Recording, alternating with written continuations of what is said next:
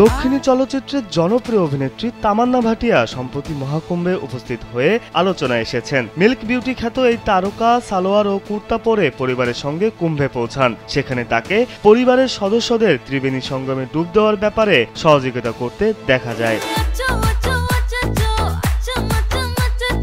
এ সময় ভারতীয় গণমাধ্যমের এক সাক্ষাৎকারে তামান্না বলেন, জীবনে এমন সুযোগ একবার আসে, তেমনি একটা সুযোগ আমি পেয়েছি। এখানে অনেক মানুষকে দেখতে পাচ্ছি। আমার মনে হয় কষ্ট ও যন্ত্রণা থেকে মুক্তি পেতে সবাই এখানে আসেন।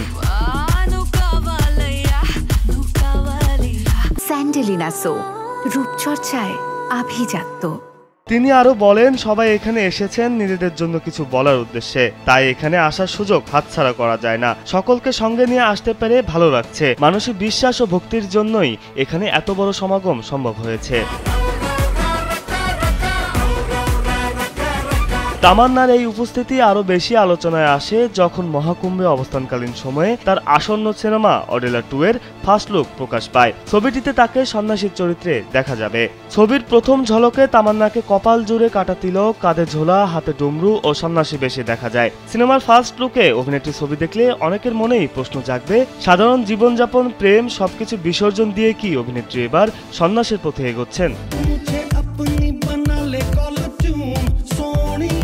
এদিকে তামান্না ছবির ফার্স্ট লুক প্রকাশের বিষয়ে বলেন, এটি আমার জন্য সৌভাগ্যের বিষয়। এমন একটি পবিত্র স্থানে আসার পর আমার ছবির ফার্স্ট লুক প্রকাশ পেয়েছে, যা সত্যিই আমার জন্য বিশেষ কিছু। ওডেলা রেলওয়ে স্টেশন একটি ক্রাইম থ্রিলার ছিল, যার সিকুয়েল হিসেবে নির্মিত হয়েছে ওডেলা 2। ফার্স্ট লুক প্রকাশের পর থেকেই অনুরাগীদের মাঝে ছবিটি নিয়ে ব্যাপক কৌতূহল সৃষ্টি হয়েছে। অশোক তেজের পরিচালনায় নির্মিত এই সিনেমায় তামান্নার পাশাপাশি আরও অভিনয় করেছেন হিবা প্যাটেল, মুরলী শর্মা সহ আরও অনেকে।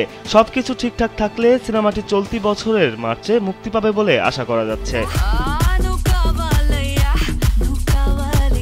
বিনোদন ডেস্ক, কালবেলা।